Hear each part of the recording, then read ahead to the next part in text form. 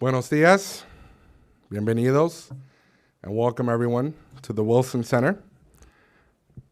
Congress established the Wilson Center some 5 decades ago for the purpose, in their words, of strengthening the fruitful relation between the world of learning and the world of public affairs. What that means is that we are congressionally chartered, scholarship-driven, and fiercely nonpartisan. Our focus is independent analysis, and our purpose is developing options and recommendations for policymakers. With that in mind, today's event is extremely timely, as Secretary Blinken will be hosting a foreign affairs ministerial tomorrow with countries from this region who are involved with the America's Partnership for Economic Prosperity initiative. At the Wilson Center, we believe in trade and the power of harnessing enterprise diplomacy, which seeks to leverage innovation, private enterprise, and economic collaboration to advance American leadership and achieve diplomatic objectives.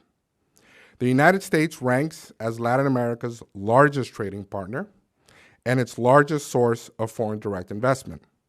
U.S. goods and services trade with the Western Hemisphere totaled an estimated $2.4 trillion in 2022. Mexico has passed China as our top trading partner, and Canada is our second largest trading partner in the U.S. When the U.S. is involved in strengthening economic ties with allies, we are advancing our foreign policy goals, strengthening our national security, and projecting American leadership around the world. An important case study of this type of diplomacy is the U.S.-Colombia Free Trade Agreement. The agreement was signed in 2006 and entered into force in 2012. Before the FTA was signed, U.S. exports to Colombia was about between $12 to $13 billion. In 2022, U.S. exports reached nearly $29 billion. This is good news for the U.S. and good news for Colombia. In general, trade has improved the standard of living for countless people, brought products within reach of everyday consumers, and in many developing countries has helped to lift more than 1 billion people out of poverty. It is time to prioritize trade in our foreign policy. It could be one of the best tools we have for protecting our interests abroad and at home. To compete effectively across the globe, we need to use every weapon at our disposal, and we can't afford to hold anything back.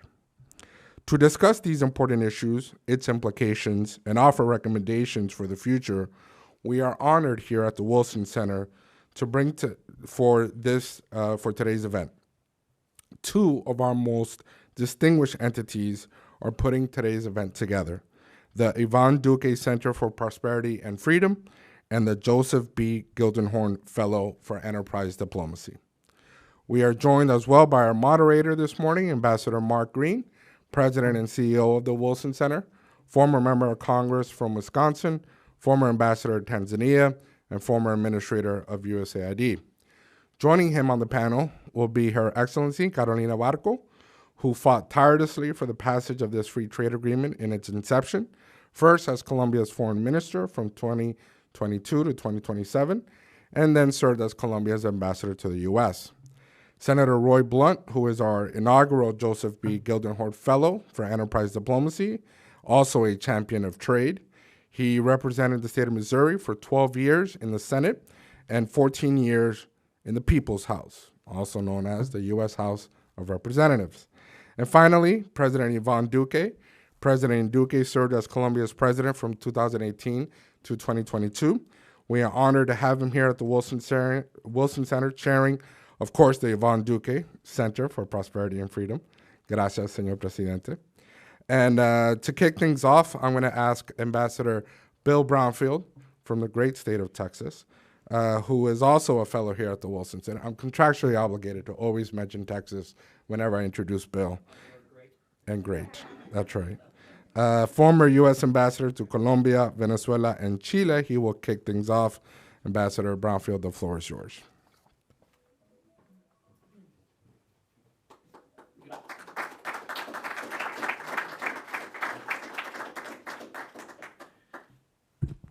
Before I begin, may I thank the Wilson Center for calling us all together on what is unquestionably the hottest, most miserable day that we will endure this year, if not any year, here in the Washington, D.C. metropolitan area. And a second quick note, yes, I am aware I have a burn spot on my left collar. I was not looking at a mirror this morning when I got dressed.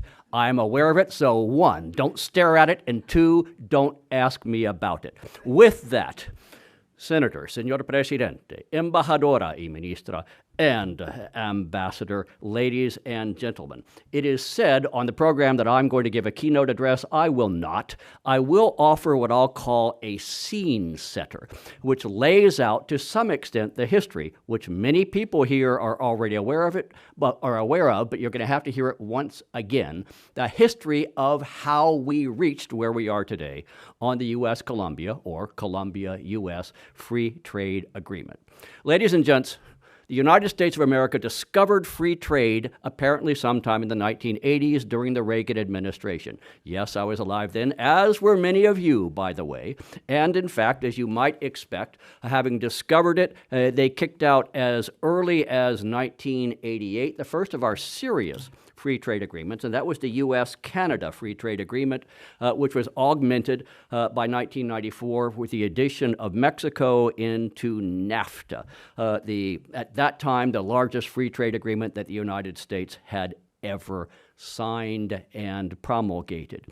In 2004, we cranked out the first free trade agreement with a South American nation, and this was Chile, where we got to, by the way, just in case anyone is wondering, by a vote of the United States Congress, and specifically the House of Representatives in 2003, that permitted trade promotion authority, meaning the entire House had to vote up or down without right of amendment, the actual agreement. It was passed in 2003 thanks to the efforts of the then House Majority Whip, who gave the Speaker his final view in terms of what the vote would be, and the vote passed, ladies and gentlemen, by exactly 1 vote.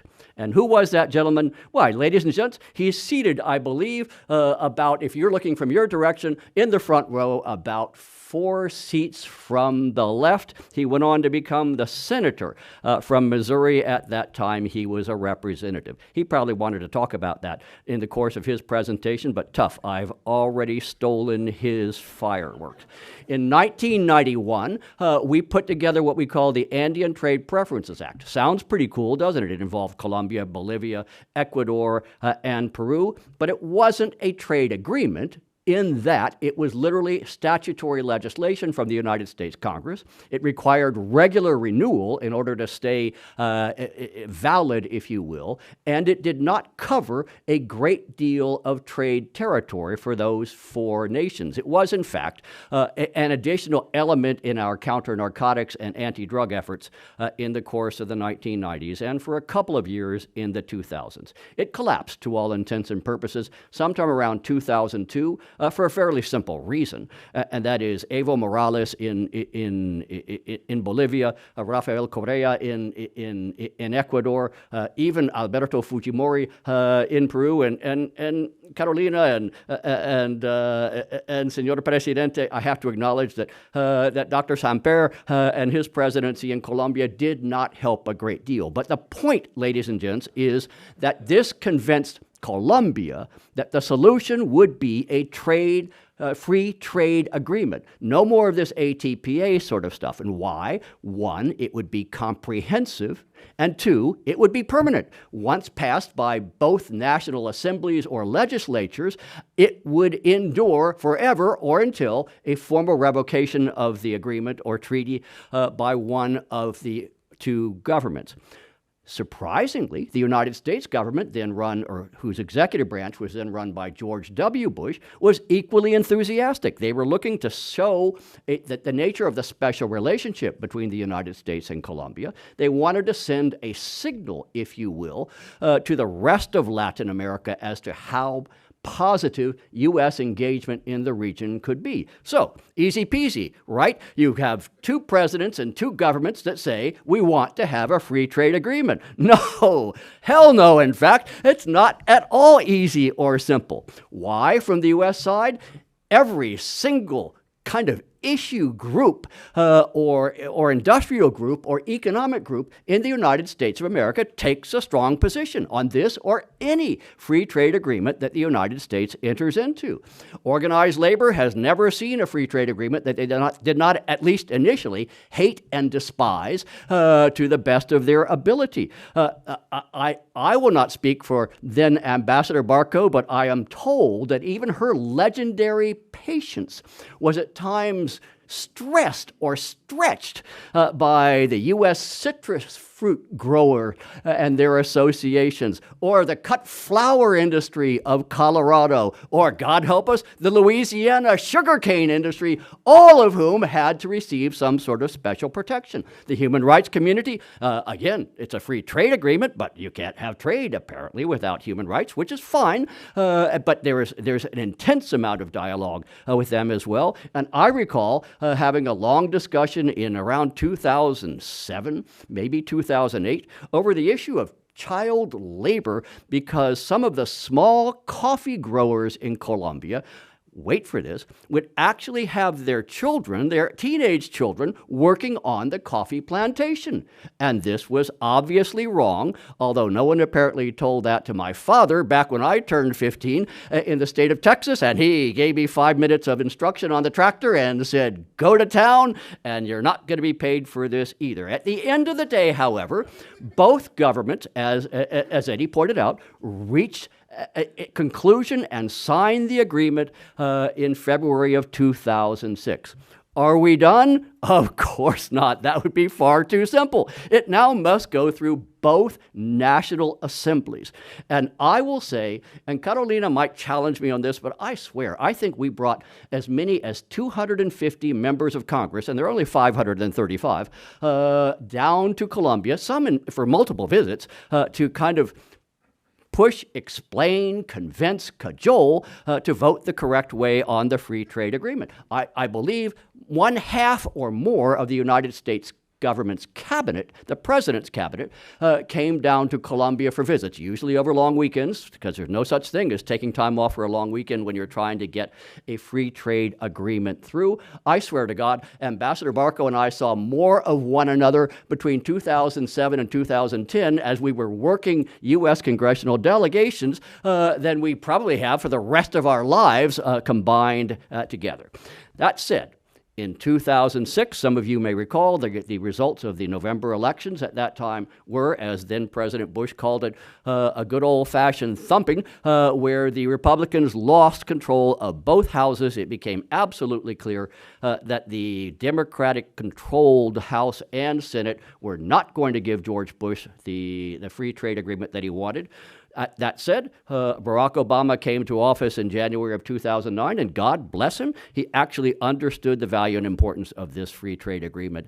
And with his pushing, it was, in fact, voted through. Took 10 years from time of start to time of final approval and implementation. Was it worth it? I say a resounding yes. I will make this statement. The United States of America and the Republic of Colombia are better off still today for a reason of this agreement. That said, ladies and gentlemen, let me conclude with that old adage. Free trade agreements are kind of like sausage or legislation. They're good things to have, but you don't want to watch them while they're being made. And with that, ladies and gentlemen, it is a high honor and indeed a distinct pleasure to invite to the podium the Right Honorable President of the Wilson Center, Ambassador Mark Green, and the distinguished panel.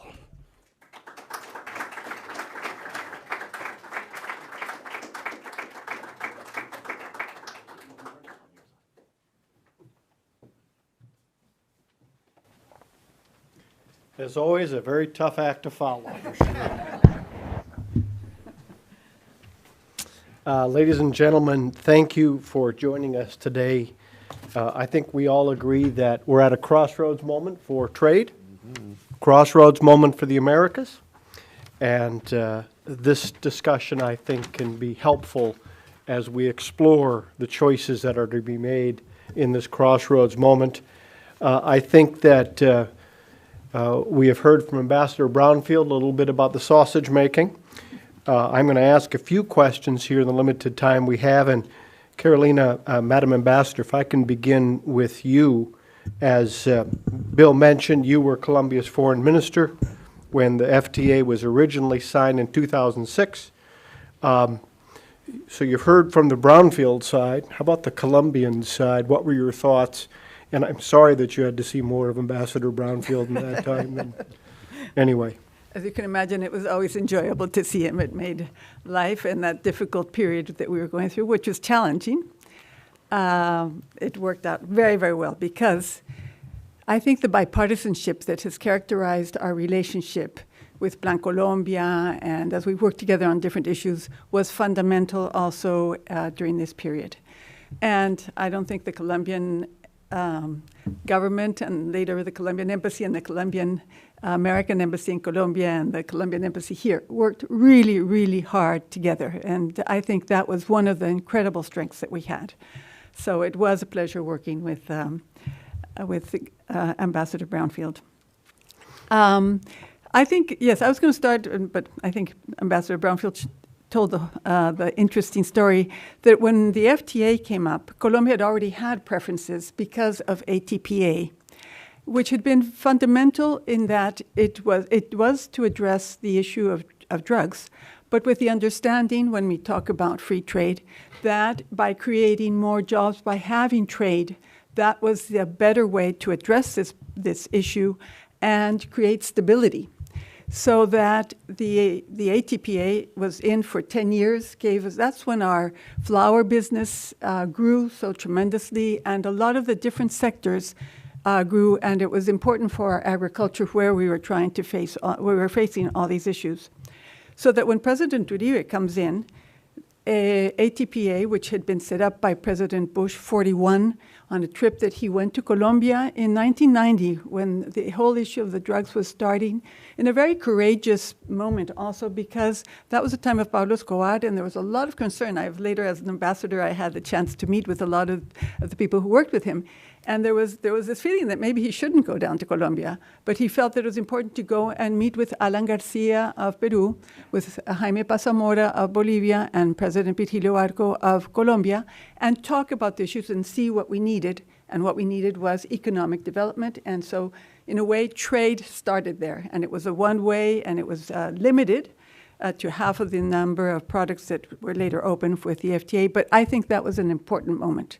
When President Uribe comes in, the ATP DEA at that point was almost finished. What ATPA had finished. We were starting ATP DEA, but only for 4 years. And President Uribe knew that we needed to get a free trade agreement going.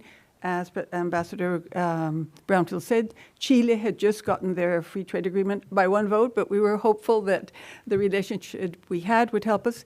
So one of President Uribe's first meetings with President Bush was to talk about the possibility of the FTA. Robert Zoellick, who was the USTR head, went down to Colombia, and he's, with his great intelligence, but also his very serious way, he said to President Uribe, this is very important, but it's difficult. And just because we're friends, we're going to have to work very hard at making this work for both of us. And so that was the beginning. It took 4 years. To be able to sign it, and that's where then the whole problems came of moving forward. So did the Colombian business community understand what a difference an FTA could make? Oh, absolutely, because as we were negotiating and the ATPA had finished and we'd gone into ATP DEA, we were having to renew the ATPDA every year, which made it very insecure. So that if you have an insecure environment, you don't invest. And so the business sector wanted to have the security. And this was also just directed at trade. And what we really wanted was investment.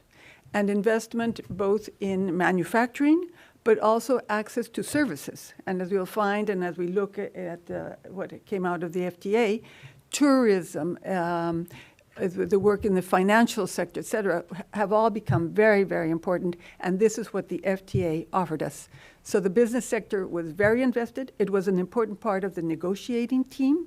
The Colombian government had the business sector right next door and would negotiate and tell them what was being negotiated on the table. So it was very, very close. And this was something that Colombia really wanted and worked very hard at. Senator Blunt and our Gildenhorn Fellow, welcome. Good to have you again. You voted in favor of the Colombia FTA in 2011. 66 votes in favor, a strong bipartisan effort, obviously 2-1. Why did you feel at the time that it was in America's interest to support an FTA with Colombia? Well, as Ambassador Brownfield pointed out, being a whip in the House, the idea that we'd have twice as many people vote for an agreement as voted against it was very alien to my experience. I was sort of Colombia, as Carolina knows, as President Duque knows, really in so many ways Colombia all the time, from Planned Colombia, later Peace Colombia. It never occurred to me not to be for this. Is my first trade vote, I guess, in the Senate. And really, we always knew if we got the bill to the Senate, it would be fine. But it was the first experience I ever had where I was part of that fine. Didn't have to worry about, okay, where are these people? How are we down to one vote? One vote on TPA, I think one vote on Chile. One vote on we did a lot of trade agreements, and every one of them barely passed. I always had as the whip, I always had about 5 or 6 people who were willing to do it, but really didn't want to do it. And we, every time, had to use every one of them, occasionally with a tear in a member's eye, because I know one member, it cost him his next election, but he thought it was the right thing to do, hoping somebody else would do the right thing and he wouldn't have to, but he did.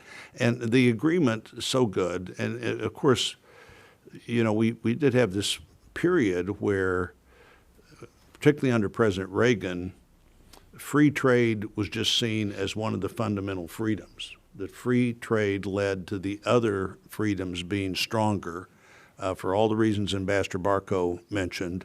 And I think we've seen that, but these trade votes are never easy. I believe President Obama was the last president to have trade promotion authority, and he never asked for it to be extended. And neither President Trump or President Biden have asked for it to be offered to them. And so, you know, we're at a moment where politicians are back to where trade's hard to explain at home, so let's not do it. You know, the numbers of jobs added by trade are never expressed to the public like the one out-of-date factory that had to close because of trade. I was glad to do it. Again, this is our longest hemispheric relationship, our diplomatic friendship with Colombia. They are our #1 trade partner in South America. Virtually every state is impacted by this Colombian agreement, and I hope we don't lose sight of the importance of life impact on people in both countries when both of you are doing what you're best prepared to do and most efficient at doing, and the other country gets to benefit from your efficiency, and you get to benefit from their efficiency, and standard of living goes up both places. I will say, by way of disclosure, in my deep dark past, I was an assistant whip with the whip here to my left. One thing I'll say, and I think one of the reasons you're particularly well qualified to talk about this, people misunderstand what whipping is. Whipping is going to the floor and being able to answer difficult questions on how members are impacted and why things are good. And so I think it's a real tribute to you in the whip operation in how you made the case, member by member, at a time when there was a lot of special interest pushback. And so being able to explain that to individual members is is important, and it is a rare thing to be able to actually do something twice and be able to come to the Senate and see it over. So great to have you here. President Duque, so we've heard a bit about the history of how we got there, and we've heard a bit about from America's end why it mattered. In your case, you have tried to take what we call enterprise diplomacy, economic statecraft, and business investment to new heights. So how do you see what that free trade agreement has done for Colombia, and why did you think it was so important then, and what have you seen now? Well, thank you so much, Ambassador Green. It's a great honor to be in this panel. Senator Blunt, Ambassador Barco, Ambassador Brownfield, Eddie. I want to highlight three things. The first one is that the free trade agreement, in my opinion, has been maybe the most successful foreign policy the U.S. has ever embraced with Latin America. Even stronger than the Alliance for Progress in the 1960s, because it created stability, predictability, and the possibility to grow opportunities over time.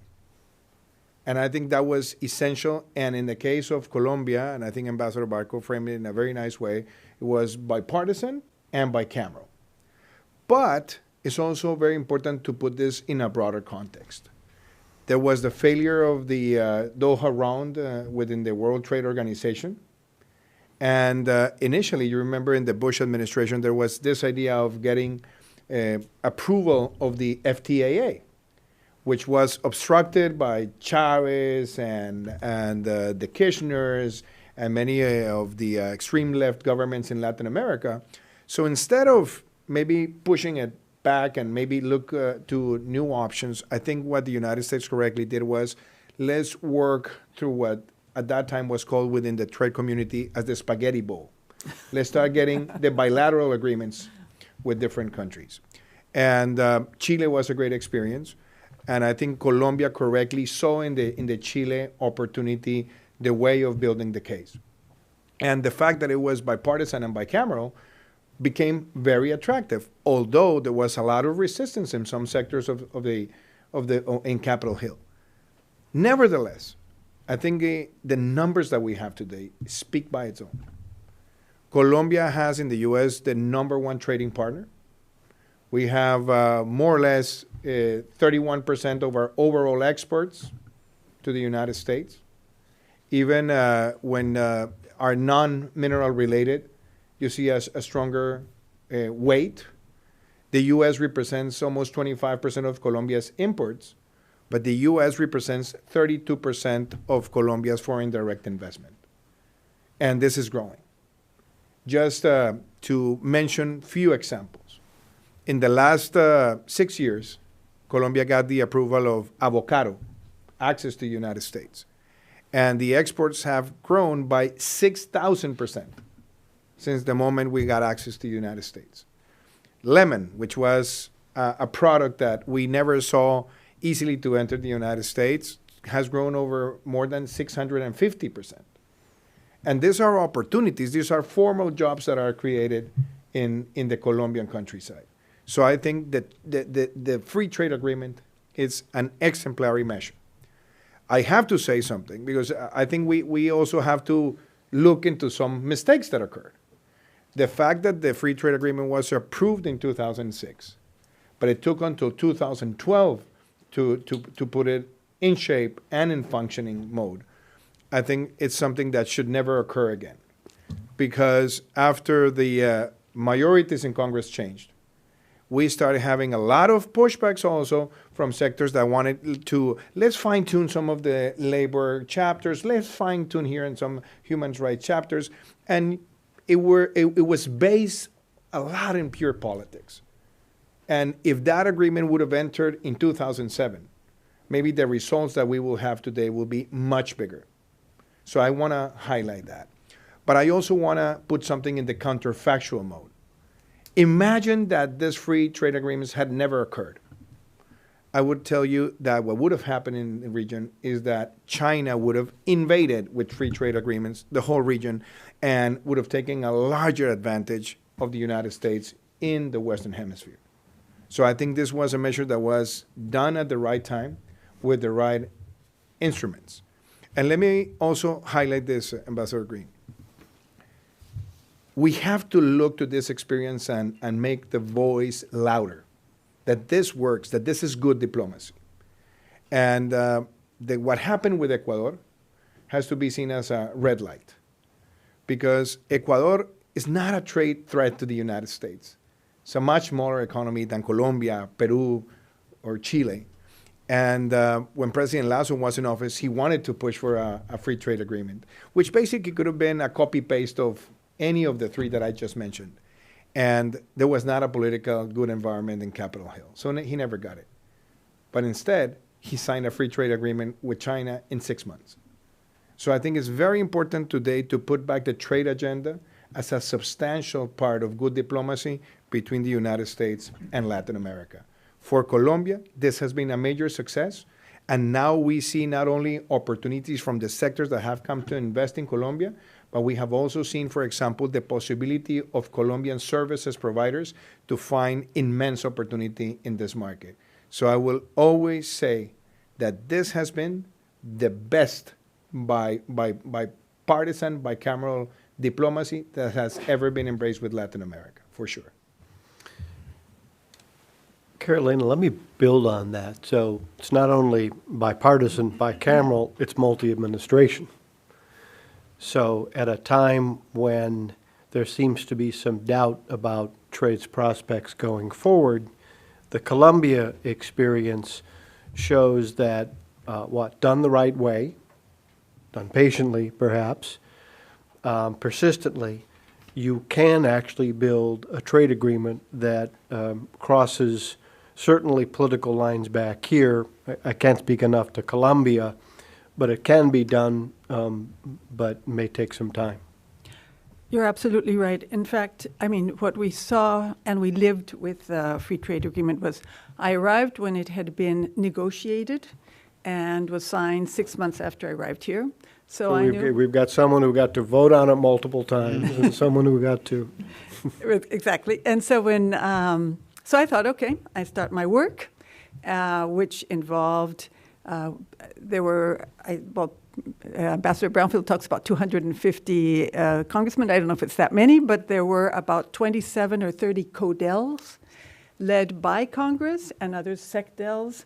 Condoleezza Rice went down with a group. Carlos Gutierrez, who was Secretary of Commerce, went down 5 times, the Secretary of Agriculture. I mean, it was a real commitment on the government to help us, and we were committed to receiving, and anytime anybody went down, President Uribe would receive them. It's this kind of relationship that we worked with Plan Colombia and with the FTA, showing on both sides interest and making the effort. President Uribe came 14 times to the U.S., President Bush went twice. We worked with the Chamber of Commerce and had the Business Council. We had businessmen coming up here. Our Minister of Trade went all over the United States. We visited those states that were very worried. I went with Senator Baucus and other to visit his state, and we visited a lot of states. So it was a really strong, concerted effort. I went up on the Hill, and I had 1,400 meetings with different congressmen during my 4 years. I wouldn't wish that on my enemies, by the way, having been in office. It was very interesting. It really was. I really, really learned a lot.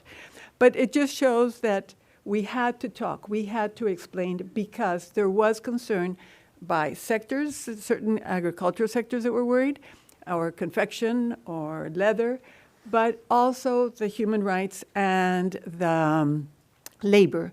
Why? Because Colombia at that moment was facing incredible violence. And so there were a lot of labor members who were teachers or were outside in these very dangerous places, were hurt, And we did have to take special measures. So I had to go up and explain what we were doing. Our Attorney General came up here. So it was an issue of talking and convincing. I spent several meetings with Trunka, who's the head of AFL-CIO, who said to me, I appreciate your visit. I appreciate the fact you want to come talk to me, but we're not going to support it. And he was that clear. But I think these kind of conversations are fundamental. So when I was here 4 years, it didn't pass. I tried to do my best, and I thought I'd left at least something set up.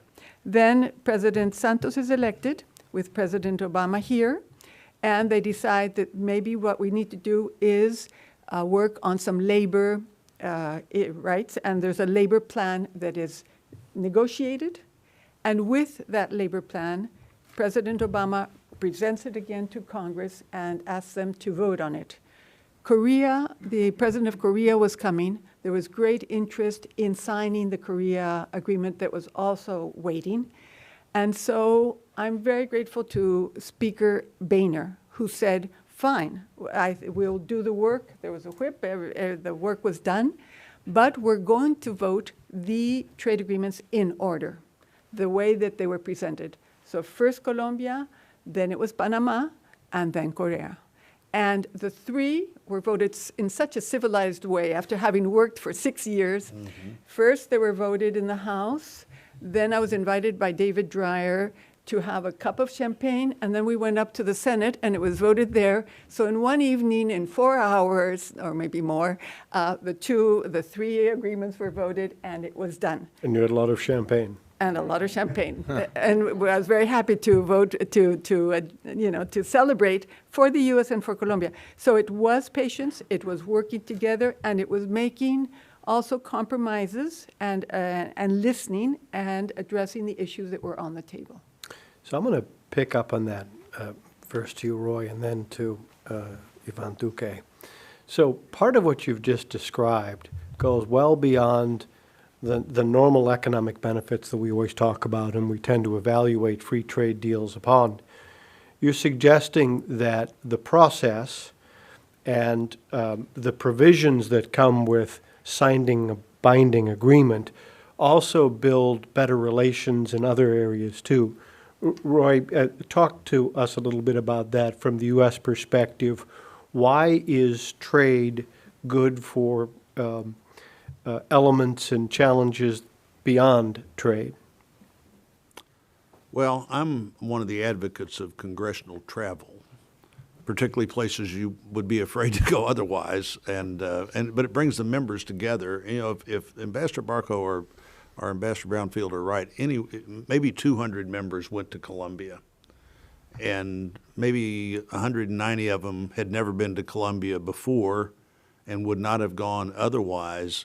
That in and of itself is a bonding experience. You begin to see that. I remember the first time I went to Medellin, the only thing I'd seen about Medellin before was some depiction in movies of Medellin, a pretty small village filled with drug traffickers. And we come over the top of the hill and look down in the valley and see this this big city. And I was back there later for a joint NIH effort on Alzheimer's that we're doing with the country of Colombia. But your sense of what another country is about is so greatly enhanced by both the visits with the ambassadors and thinking about the country and then seeing the country even better. And of course the binding intertwined economic relationships make you think differently about a country. You know, we have Missouri businesses that are fairly significant in Colombia. Missouri agriculture, very connected to Colombia, and I still think that works. Temporarily, China appears to be the one thing that hasn't worked out quite like we thought it would because of their incredible ability to appropriate all of our technology and to work in the way they do is different. But I think in almost all other cases, you just see that trade works out in a way that brings the economies together and people together and again, the economic benefits of trade and the economic challenges of tariffs to raise prices with the possibility of creating a few more manufacturing or processing jobs. It seems to me that nobody looks at the return on investment or the return on action there in the way that they should. President Duque, so trade gets the conversation going, but it goes well beyond just the provisions of the free trade deal. So I think, Mark, when the Ivan Duque Center was created with the term freedom and prosperity, I want to put this in the context of trade, because what a free trade agreement does to a country that engages in long-term relationships with the United States, it enhances freedom, economic freedom, and it also produces prosperity. I was in office 4 years in the presidency. We had to deal with the pandemic. We had to deal with the largest migration crisis that any other Latin American country has suffered. You helped us like no other person while you were in USAID. We had to face a hurricane category 5. So imagine all those three items together. And when I look back to my presidential terms in terms of foreign direct investment that was triggered by the United States-Colombia Free Trade Agreement, it grew by 109%. So imagine that foreign direct investment from the U.S. in Colombia, in the midst of these three challenges, increased by 109%. What does that mean to the country? More employment, more formalized jobs, more long-term engagement, but also the possibility for Colombian firms to create bonding in elements as crucial as technology, for example, and the quality of services. So it is undisputable what a free trade agreement can do for a country. So, and let me say, and let me put this also in the context of bipartisanship of the United States for Colombia. Bill Clinton worked on Plan Colombia. President Bush moved forward with the free trade agreement. President Obama supported Colombia and many peace-building policies. President Trump supported us to face the humanitarian crisis in the border zones. President Biden made Colombia a strategic ally, non-NATO member. So the evolution of that bipartisanship has been great. And the fact that we celebrated 200 years of our bilateral relationship was very significant. But I have to say, if there's something that made that relationship practical in terms of closing the social divide, was the free trade agreement. And I have to say another thing, that in 1999, Colombia was in the cover of Foreign Policy magazine as a country that will be on the brink of becoming a failed state. And that today is a member of the OECD, also with the support of the United States. That has occurred in great matter because of the existence of that free trade agreement. So I think we don't have to be shy. We have to be really vocal about the importance of trade. And if I may suggest it, even looking to the next U.S. administration, either if it's re-elected President Trump, President Biden, or President Trump come again to office, I think there has to be an agenda of trade with Latin American countries. It happened in Central America. It happened with the Dominican Republic, happened with Colombia, with Peru and Chile. We should do the same with other countries and also with the Caribbean. This, because it benefits, creates much better environment of freedom and prosperity. So in the time we have left, let's talk looking forward. So, Carolina, there's a lot of talk about nearshoring, friendshoring, a different model, obviously in some ways. And here in the U.S., people often think Mexico when we think about nearshoring and friendshoring. But from the Colombian perspective, what does Colombia have to offer as we talk about such relationships and such agreements? Well, I think what's very interesting about the Mexico relationship, which clearly has the USMCA and the border and that very close relationship. Of course, it was a country that was going to profit very much.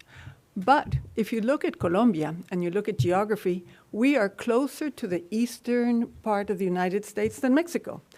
From Cartagena to Miami and to New York, we're much closer than trying to get things over from Mexico. So we want to make the argument that we should be looking at Colombia as a way to get closer to the U.S. But you're not biased or anything like that. No, it's just a fact of life. Just you the know, facts. just the facts. It's the geography, if you look at it. But secondly, you know, Colombia and Mexico have had a good relationship. And in fact, in auto parts and in chemicals and pharmaceuticals and all that, we work together. So maybe we should be thinking about how we can complement each other and work together in trying to address and take advantage of all these new policies, the IRA, the CHIPS, the America Partnership, et cetera, and strengthen it. And Colombia, per se, has a lot of areas where it can work. We're seeing that the countries that are picking up quickly have a base either in the digital or have a base either in the pharmaceuticals from which to build. And we feel we have it.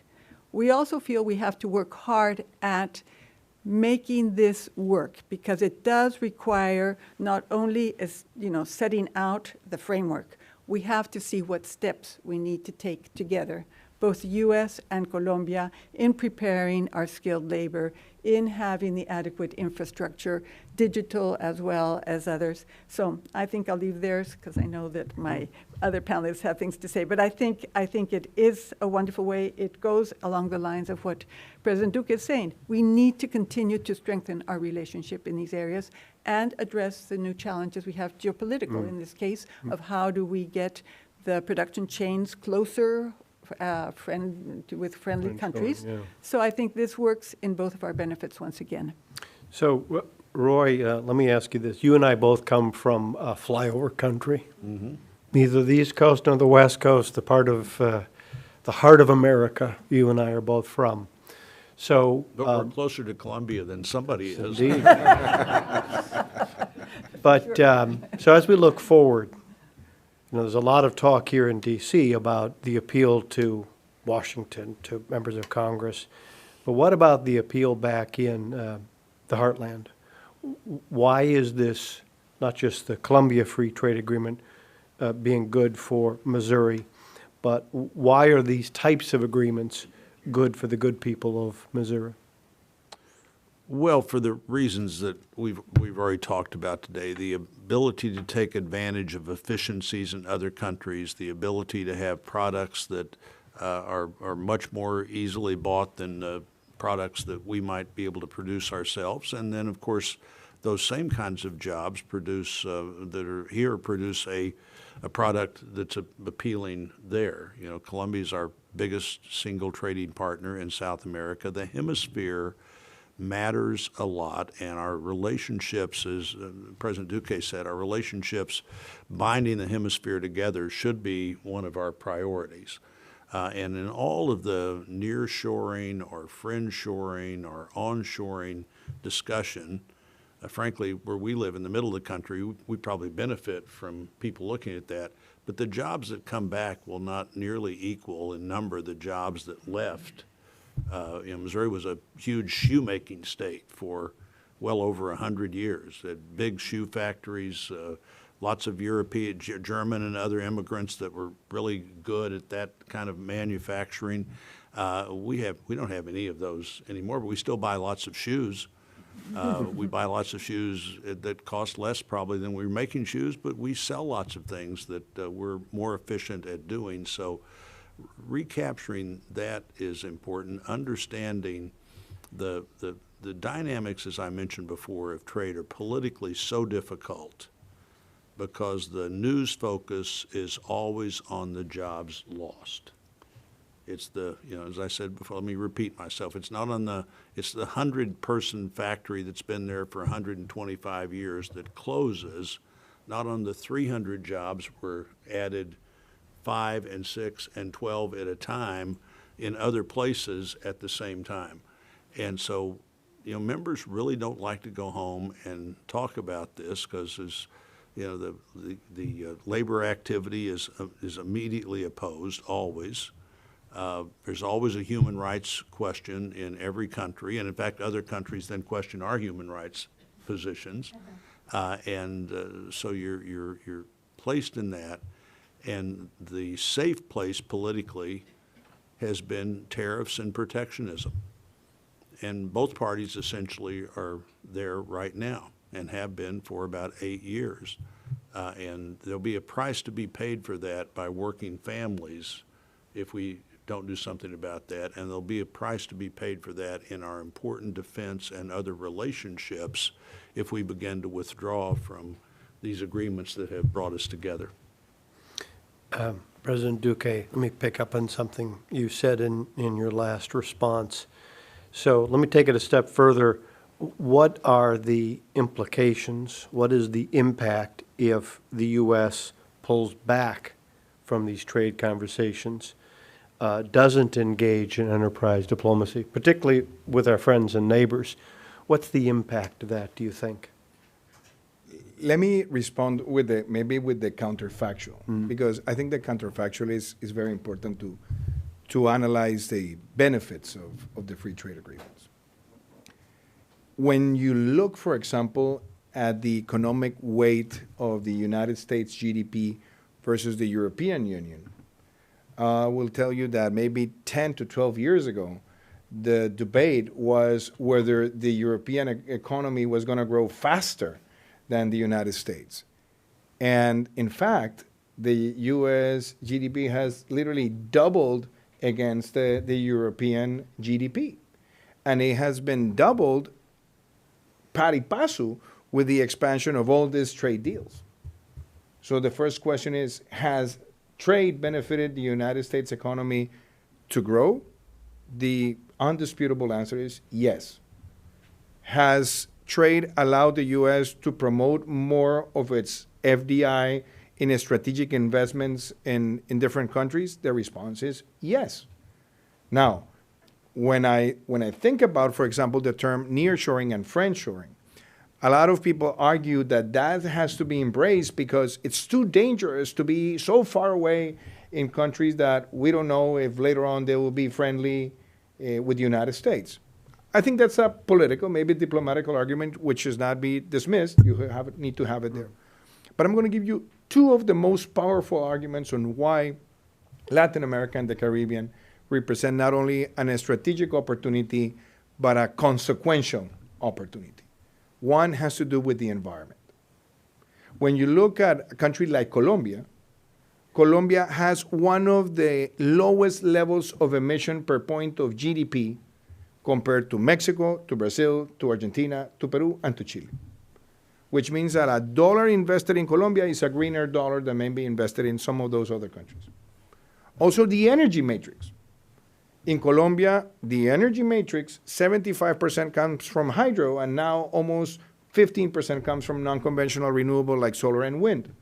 So you're going to have a greener investment, you're going to have a much better energy matrix, and then the other thing has to do with labor standards. Because it's not only nearshoring or friendshoring. In the particular case of Colombia, we have signed more ILO resolutions that have become impairing in Colombia than even the United States, which means we're looking for a higher standard on labor markets. So that's also, in ethical terms, is very important. So I would say, Mark, I would love to see the trade speech and the moral case for trade agreement being more vocal here, and also being able to demonstrate the benefits that it has brought to the United States. And I think if the United States keep on looking at trade strategically, and obviously it's not the same thing to have a free trade agreement with a Latin American country than maybe with a country like India, for example. I think trade has to be seen as one of the most important strategies for the U.S. to keep on reaching larger aspects of economic growth and benefit to the American people. And I'll close by saying this. I visited many states during the free trade agreement negotiations. Ambassador Barco was working every day, tireless, and I was working at the IDB. And I remember that she used to call me when I was a young technocrat working at the IDB saying, why don't you come with me to this meeting? Why don't you come with me to this conversation? Because when you look at the arguments state by state, when you go to Florida, and let me just finish with this beautiful example. What does Colombian flowers represent to Florida? Yes, Florida receives the Colombian flowers and deploys the Colombian flowers. But you know what happens? The Colombian flowers come to Florida, and they come with trucks all along the East Coast with the thermokins on at 70 cents per ton. But that allows those trucks to come down the East Coast to Florida with the thermokin off at 15 cents per ton. So that trade is also important for the competitiveness of many of the internal economies in the United States.